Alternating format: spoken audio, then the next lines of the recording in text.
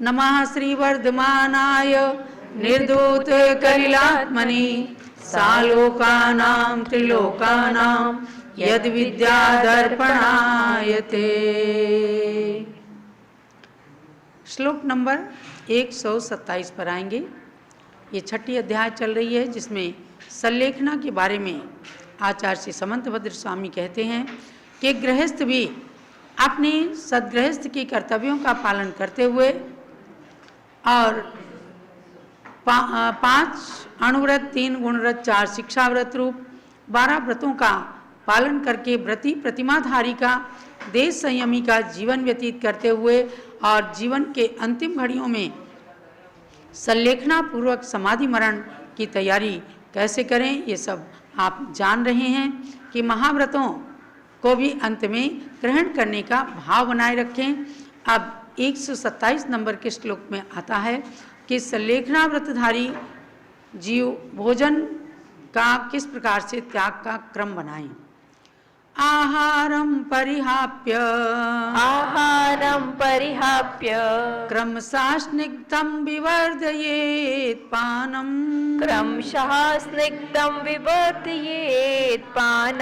स्निग्धं चापयित्वा खरपानं पूरयेत् क्रमशः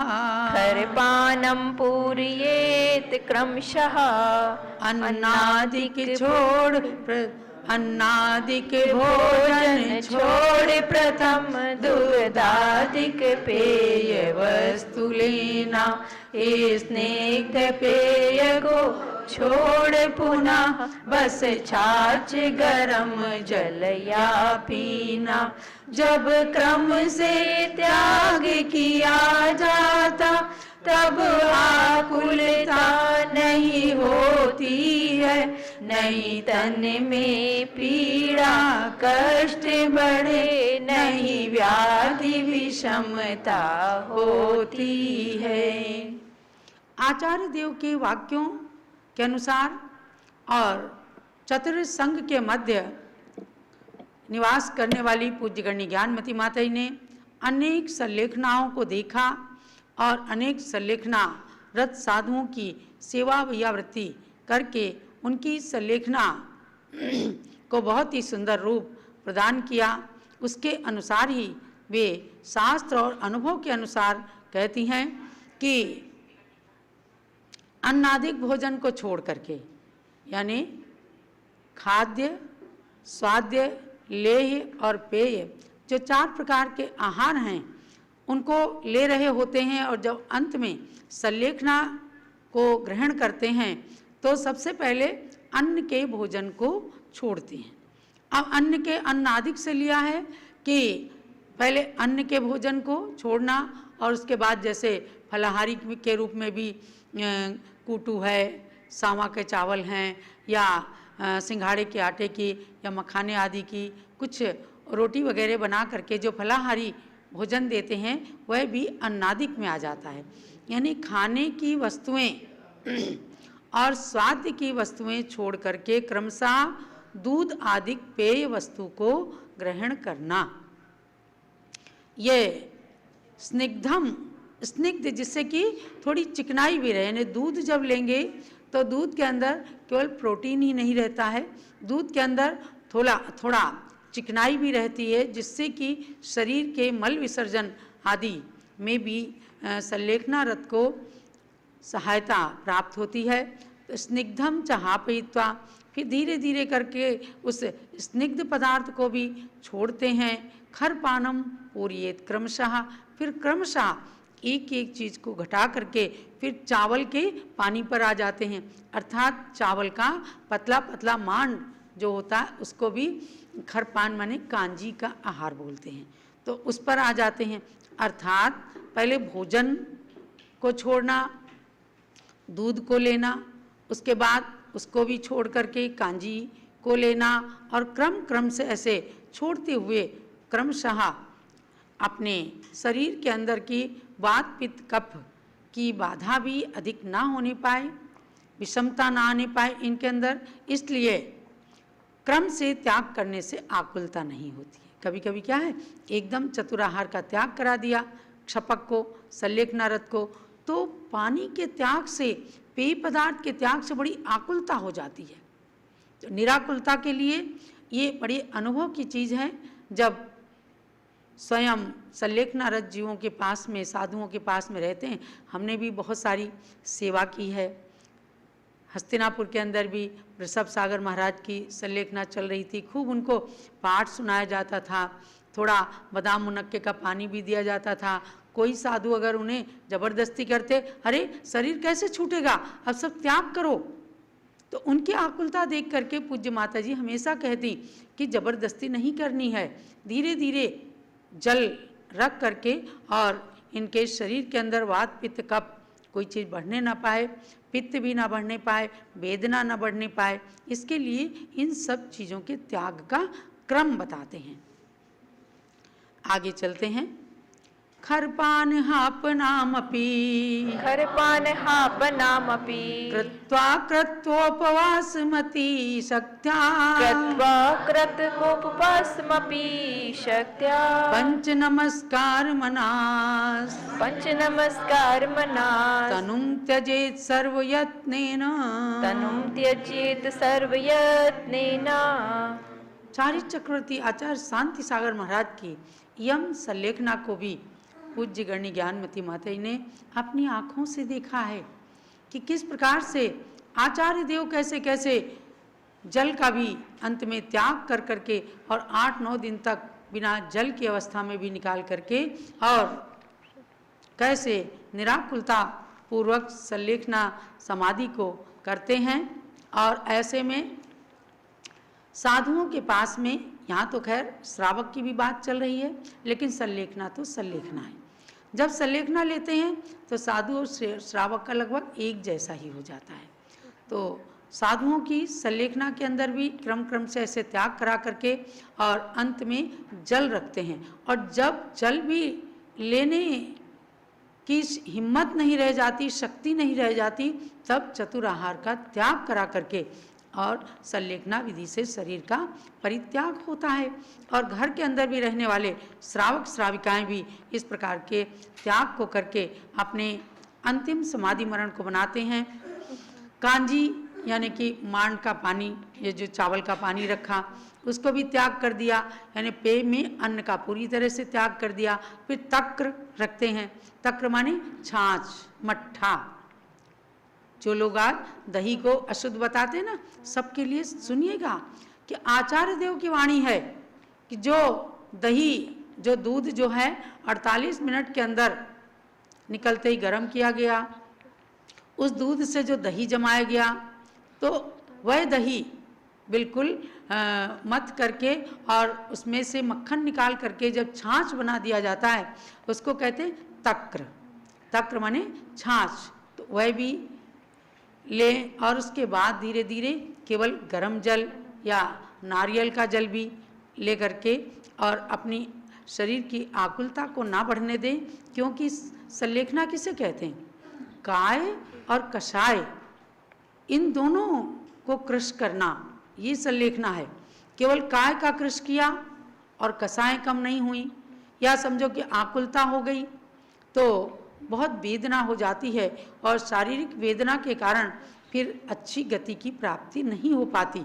इसीलिए आचार्य देव बार बार संबोधन करके कहते हैं कि हे भव्यात्मन, शरीर के अंदर वात पित्त कफ की विषमता ना होने पाए तो क्रम क्रम से कांजी का भी त्याग करें, फिर छाछ का भी त्याग करें, और उसके बाद गर्म जल को भी छोड़ करके, और कृत्वा कृत्वोपवासमपि, फिर धीरे धीरे उपवास बढ़ाते हैं।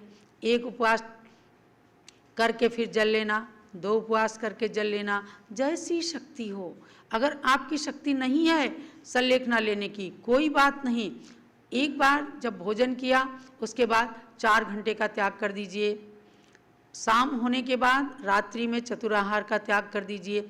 ऐसे भी श्रावक श्राविकाओं की सल्लेखना कई बार वीडियो चैटिंग के माध्यम से हम लोगों ने भी कराई है। ऐसी सल्लेखना कराई है कि एकदम नमोकार मंत्र सुनाते सुनाते मैं इधर नमोकार मंत्र सुना रही हूँ और उधर जो है प्राण निकल रहे हैं। ऐसे बाराबंकी के एक श्रावक का ऐसा त्याग कराया।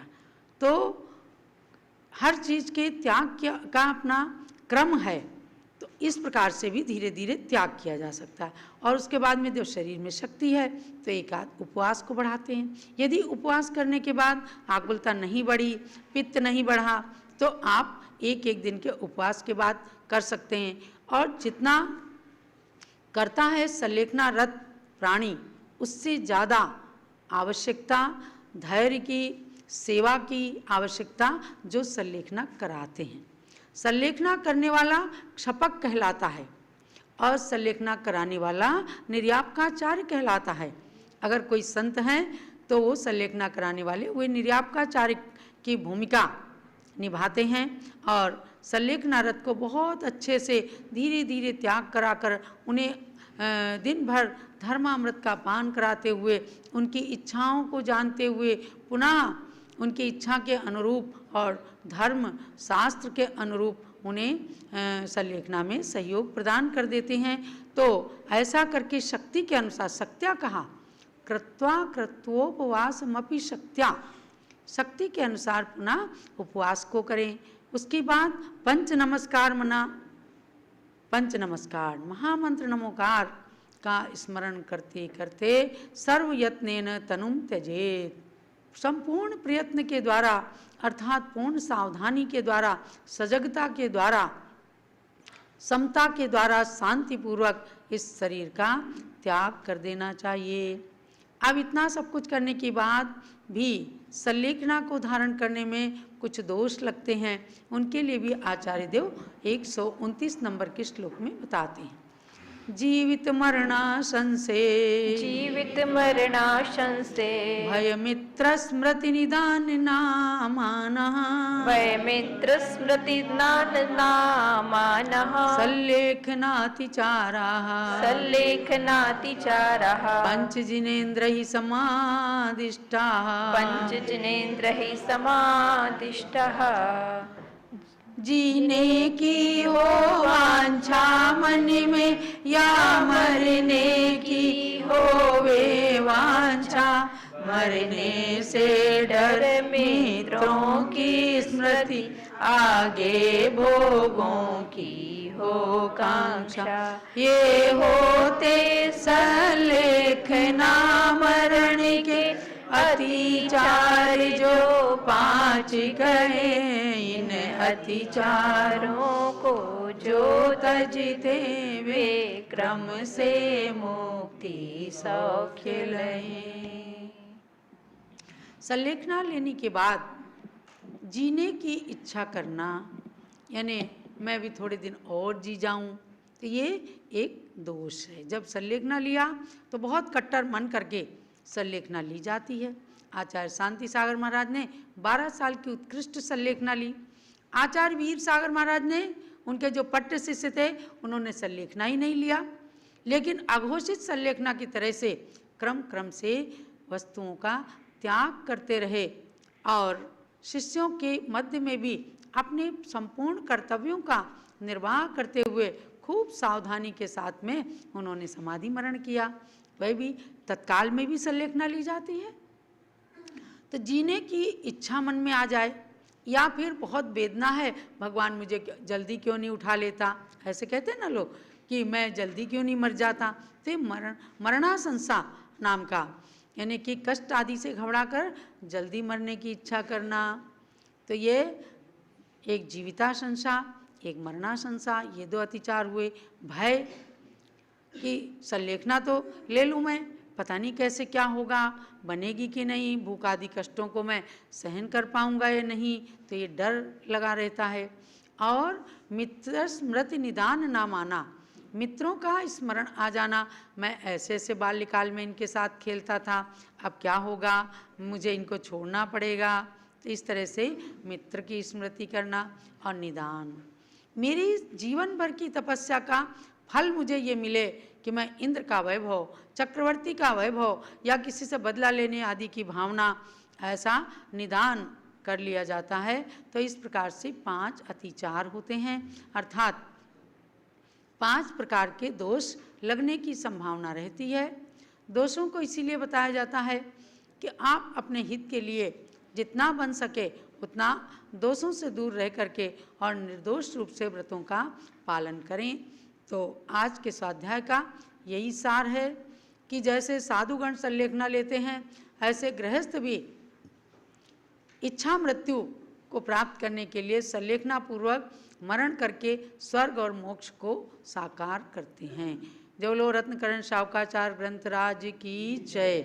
जावाणी के ज्ञान ते सूजे लोकालोक, सोवाणी मस्तक चढ़ो सदा देत हूँ दो।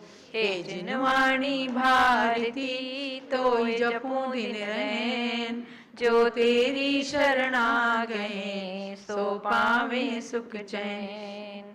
ज्ञानमती को नित नमो, ज्ञान कली खिल जाए, ज्ञान ज्योति की चमक में जीवन मम मिल जाए। जो लो दात सांगमयी जिनवाणी माता की जय। पूज्य गणिनी प्रमुख श्री ज्ञानमती माता जी की जय।